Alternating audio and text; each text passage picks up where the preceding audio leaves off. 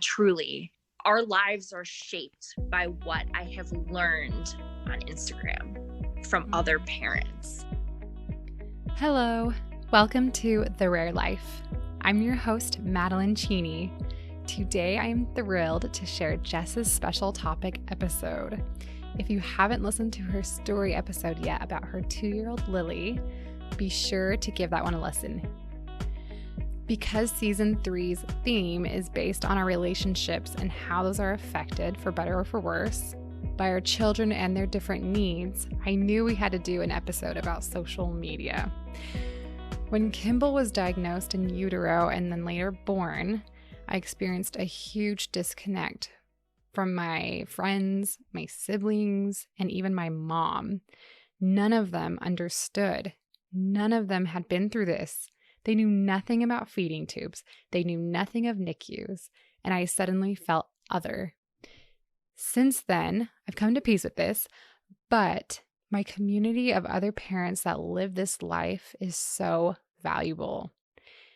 And social media has been an integral part of finding others that get it. In this episode, we mainly focus on the social media platform of Instagram because that one in particular is near and dear to Jess and me.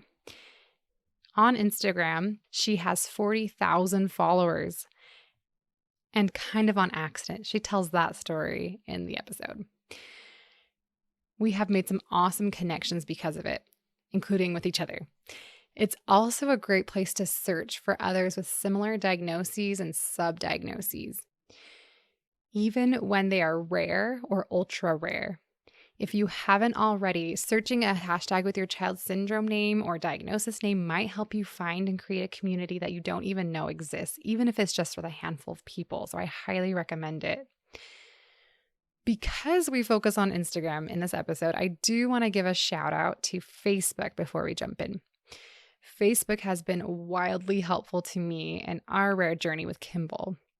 An awesome mom, Jenny McLeland, created a Facebook group just for families affected by CDPX1, which there are fewer than 200 people documented with this in the world. So it is very rare. I actually interviewed her back in season 2, and I'll link to that episode in the show notes if you haven't caught that one yet. The Facebook group she created has been irreplaceable in finding answers that stump specialists and isn't in the existing little research. Like the time we were suspicious of Kimball's later confirmed blindness and found out from the group that it is indeed common among them, but it just isn't in the research. It's been helpful so many times to know that we aren't alone in this specific diagnosis. If there isn't a group for your child's specific diagnosis, I encourage you to start one. Even if it just has a handful of members, it might be really helpful to you and to them. Food for thought. So in this episode, Jess talks about the support that she's had from her Instagram tribe that has been a total game changer in her journey with her daughter, Lily. And I'll add in here, you don't have to have a mega following. Just having other members of the special needs community that you can relate with is so invaluable. It can connect us with other moms navigating similar issues across the world. Heaven knows how special needs parents got along without it before it was an option. All right, let's jump in. Hi, Jess. Welcome back to the show. Hi. I'm so excited to talk about your special topic, all about social media and the impact it has as special needs parents. Me too. I'm super pumped. Awesome. So I realized that in order to talk about this, we kind of need to backtrack a little bit and talk about how your relationships with your family and your friends was impacted when the girls were born. Yeah. So, oh gosh. We chose not to tell anyone for a few days after Lily was born alive, because we didn't know if she was gonna make it. So we told my parents and Pat's parents, and that was it. And we left it up to them to tell our extended families when they felt the time was right. So a few days after the girls were born, we sent out an email to all of our like super close friends, and then again gave them the green light to like disseminate to our larger circle of friends. Because we were so laser focused on Lily and the NICU that like we couldn't field questions. We couldn't, do the whole responding to each individual text and email kind of thing. Right. So we gave the whole deal to a like select group of people and allowed them to do with it what they wanted. So it was freeing in a way because the weight was off of our shoulders. Like, I have to call my grandma and like, that kind of stuff. Yeah, that's a really good idea. I wish I would have thought of that. I mean, who knows, in that moment. Yeah. Do you feel like having this different journey than maybe your parents or your parents-in-law or your siblings, do you feel like that changed your relationship with them? Yes. I would say that it has definitely changed our relationships. My parents have really fully embraced Lily's medical needs. They jumped in the second that we found out she was going to be trached. They volunteered themselves to be trained caregivers. They logged 100 hours in the hospital with us, learning how to take care of her trach, how to troubleshoot emergencies, and they avail themselves to us whenever we need them to pull night shift because someone has to be awake with Lily 24/7 to play with her during the day. They live 2.5 hours away from us. So now that COVID is here, they quarantine, they completely isolate themselves for 14 days before coming down. So not only are we asking them to come and like not sleep for 24 hours at a clip, we are asking that they've abandoned their lives for the 2 weeks leading up to the week that they're with us.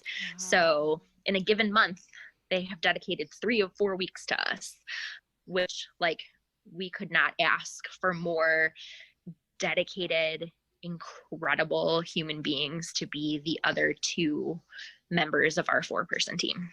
Wow, that's amazing. Really, they are incredible. And we've had a lot of other really supportive family members step up and bring us meals, or just offer whatever way that they can help. And we've also had both immediate family members and extended family members just disappear. So that has been very difficult. We have kind of a twofold situation, right? We lost a child and we have a special needs child. And Lily's disability is very scary to a lot of our family. And sometimes she's treated like a porcelain doll and other times she's ignored completely. So it's been very difficult, and very eye-opening to learn who has truly been in our corner. Yeah. What has that been like for you to see people ignore her or treat her that way? I mean, it's unbelievably hurtful to know that our blood is out there and doesn't really feel the need to support our family, or to accept our child and her imperfections. It's difficult because we wish that she had the same level of love and support from all of our family, both immediate and extended. And we know that there are circumstances that forbid that from happening. And we are very thankful for the family that has chosen to stick by us. But we've just learned that we need to make our own family. And we have done that in several different ways. My kid is not hurting for love in any sense of the word. And that love isn't always blood related. Yeah. So it's a good segue into I know that you're very active on Instagram. How has that impacted your journey? Okay, first, never in my life did I ever think that there would be someone who would describe me as active on Instagram. Like, that's insane to me because social media in general was such a foreign concept before Lily was born, while she was in the NICU. Like, I could have given a crap about social media. And now I literally spend most of my night shift on Instagram. um, so we originally started her page to just keep our friends and family informed. Like I said earlier, it just was too daunting to have 30 text messages and emails to answer every day, every week. And things would change so quickly that by the time I finally got around to responding to someone a week later, everything was completely different than what I had just explained. Right. Yeah. So we started the Instagram and it was private for a while. And it was just people who knew us intimately. And then I opened it up public when we found out that Lily was going to get trached. And I made it public because I wanted to find other trach parents to emulate the way that they set up their rooms or ask them questions about like keeping medical binders and stuff like that. And I didn't want them to think that I was just being a creep because I had a private profile. So I made it public and I started DMing a few other moms who are now like some of my best friends in the entire world. And built up a friendship there, posted a couple videos of Lily, and one of them went viral. And then things kind of took off, and now we have 40 plus thousand followers, and that was not my intention at all. But in doing so, have met truly some of the most incredible people we could have ever envisioned on our team and as our family. And Lily has access daily to other kids who look like her and have the same medical equipment that she does. And it really has opened up this world beyond our little college town. And we are like infinitely thankful that fate took us here.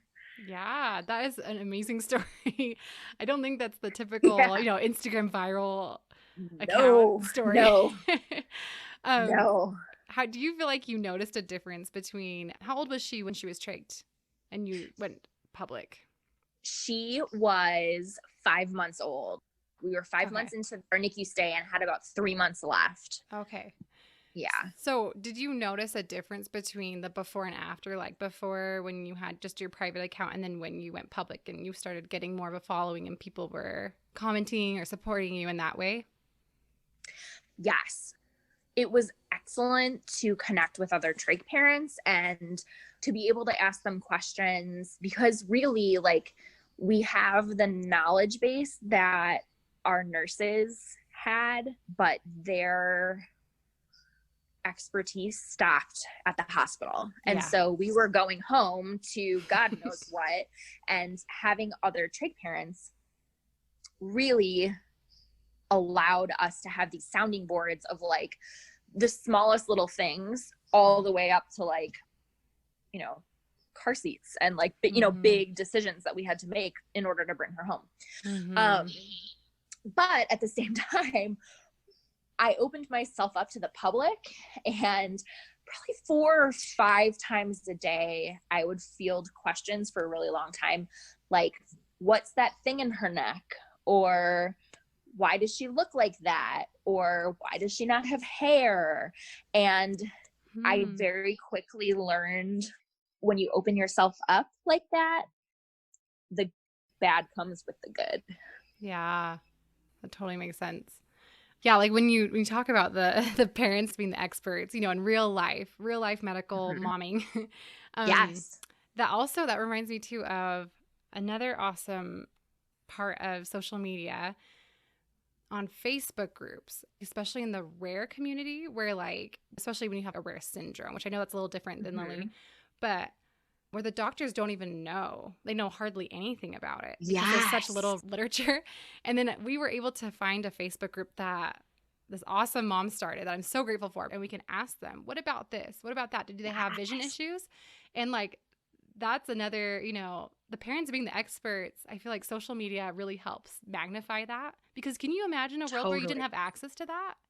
Where you were left to your No, college town to like find out people who knew about no. it? We talk about that all the time. Yeah. There are two other traked kids in our town, and that Wow. would have been catastrophic. Yeah. Like truly, our lives are shaped by what I have learned on Instagram from other Mm. parents and Facebook to an extent. Mm-hmm. I'm less active on Facebook just because in the opposite experience of yours, the large trait group is too large and Oh, there yeah, are yeah. too many horror stories that get thrown around every day. Oh, that I makes sense. read it very quickly before we came home, and like 3 kids had died because of medical neglect in like the span of 2 days. And my heart couldn't Nope, handle nope. it. Yeah, My yeah. anxiety couldn't handle it. So I'm very Mm, careful what I digest because I yeah, can internalize things very quickly. yeah. That's super Yeah, valid. That's a really yeah, good yeah. disclaimer to put in there. Be conscientious of what social media you're consuming, and if it's adding that anxiety, Yes. we don't need any more anxiety or more fears. Exactly. Exactly. So the one thing that I did find as I was kind of hunting for other trach parents was a lot of their profiles were private and there wasn't a lot of just easily accessible information about home setup and med prep and just all of the little nitpicky questions that I had, which is a real main motivator for going public, being public, was Mm, setting up highlights on my Instagram page of how we do things, just as like, hey, this yeah. is one way to do things. Because as we were leaving the hospital, I was armed with 10 fabulous verbal regurgitations of how people set things up. I needed to like see it. So I would Yeah. always be like, send me pictures. And like, I felt weird doing that. And, just Yeah. from these people that I don't know. Yeah. And it really became just like, hey, I needed this. I'm sure there are other parents out there who need this too. Let's be open about it. So Yeah. that was a Yeah. big kind of driving force behind our jam on Instagram. I love that. And that probably, I mean, I'm going to put words in your mouth, but that probably adds a level of meaning to your journey where you feel like you can help other parents through what you've already Yes. experienced. Yes. So now when we kind of undertake different collaborations or stuff like this, podcasts, Mm-hmm. media interviews, I always kind of assess beforehand whether or not it fulfills one of our 3 main missions, right? The first would Oh. be to keep our family and friends informed. The second would be to educate the general public about kids like Lily. Mm-hmm. So fielding those stupid, what's that thing in her neck question is informing, educating, bringing awareness to Mm-hmm. prematurity and trachs and ventilation and twin loss, et cetera, et cetera. And then the third kind of cornerstone would be, does it help other trach parents accomplish a goal? So Mm. everything I do falls under one of those 3 categories or I don't do it. Yeah. Yeah. I really love that. I think that's so cool that that's your purpose in that is to Mm-hmm. help other Mm-hmm. people. So, what was a significant moment in your journey where, in your case, Instagram has helped you like your Instagram tribe, having that tribe there support. Is there a certain moment that comes to mind of a particularly meaningful time? Oh gosh. Okay. So I have a kind of a core group of other trach moms, and we've actually taken it off of Instagram now, so it's official. Awesome. We have just kind of a running group chat, and we all bail each other out. Like if our kid is statting low or has a high heart rate or is running a temp, we have like a built-in group of 8 other moms to troubleshoot with. At the beginning of the pandemic, we all were facing different equipment shortages. So like our kids all need ventilator tubing and suction tubing. And some of our kids are fed with enteral, formulas. And we all live in different parts of the country where we were each facing different supply shortages. And to have this small group of moms, but then also this like global larger community of moms who use the same stuff we do, we were all able to kind of crowdsource and share equipment and supplies and things that we need. Because for a lot of us, myself included, if we found that we were without oxygen tubing or a ventilator circuit, we would have to go inpatient during COVID just to keep her alive. And that's not okay. Yeah. So having this large community of moms really has been integral in keeping her kids out of the hospital, like on many different occasions. Yeah. Wow. That's amazing. Did you guys mail it to each other then? The extra, like the supplies needed? Wow. Yeah. Yep. So we literally we've mailed hand sanitizer and antibacterial wipes, anything anybody needs. We all have stockpiles of different random things that are, it's like a community chest. So that's awesome. That is so cool. I've never heard anything like that. It's unfortunately born out of necessity, but these are my people. They get it. So it's nice to know that, we will never be faced with that inpatient decision just because we're lacking something. So where that is truly life-threatening. Yes. Especially right now. Yes, for sure. For me, it was fairly recent that I joined the Instagram world and talking about my son. And I've realizing quickly, like, man, I wish I would have had this sooner. Because even things like last night, we did a sleep study, which is, I'm still, I have the effects of that, but the sleep deprivation. But I was able to ask people on there, other moms, for tips and advice. And that was so invaluable because, like you said, they gave us a pamphlet where it explained what to expect. But then to be able to hear from parents, don't forget to bring stuff for your child to do while they're setting up all the stuff. Things like that, where they wouldn't tell me to do that at the hospital. It was so invaluable. Because this really was the first time I posted on there and then went and did like the procedure. And to go there and then to know that all these parents were saying, oh yeah, like good luck and all that stuff. I was like, I felt so supported.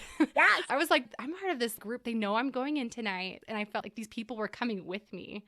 And it was so awesome. Have you experienced stuff like that? Like, I assume that's how it is for you. Earlier on, before we had so many kind of random people following along, I would post publicly when we were going in for bronchs or even pulm appointments. But now, like, if I put something out there and don't update the next day, then people think she went inpatient and something's wrong. So now I just kind of alert or share with my like closer group, and they always come with me to my sleep studies and my, things.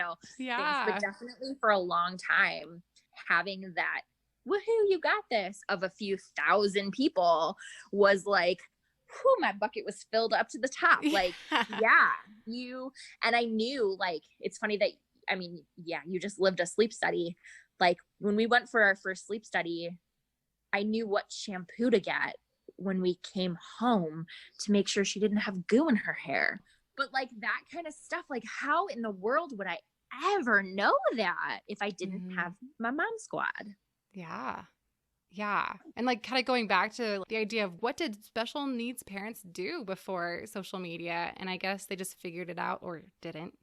Ugh, But it is such a like I know there's like a lot of like the pros and cons of social media, but like for special needs parents and medically complex parents, like yes. it's invaluable in a way that I don't know that it really could be compared to No. any other situation in life than No. special needs parenting. Yeah, my friends, family who are not part of this community have made so many comments like about how bad and toxic and horrible social media is, and I truly don't know that I would have survived my last 2 years without it. Yeah, that's so You know. powerful. Yeah. It really has become the backbone of the decisions that I make now. I have hype women and I have people to bounce ideas off of, and I have my, you know, pocket doctors are always, always around. Yeah. Oh, I love that. Thank you so much, Jess, for this awesome conversation about social media and the way that it supports us and has impacted your life. Thank you so much for having me. It was awesome to talk about this. It's not always something I get to touch on, so I'm super excited to be able to talk about it. You can follow Jess on Instagram at Lily's Little Lungs, and I'll link that in the show notes. And you can follow me at the_rare_life. I also have a Facebook group called Parents of Children with Rare Conditions, and I'll put a link to that in the show notes as well if you'd like to join that group. Join me next week for a dynamite episode all about the influence of inclusive children's books by 3 inclusive children's books authors. Do not miss this one. See you then.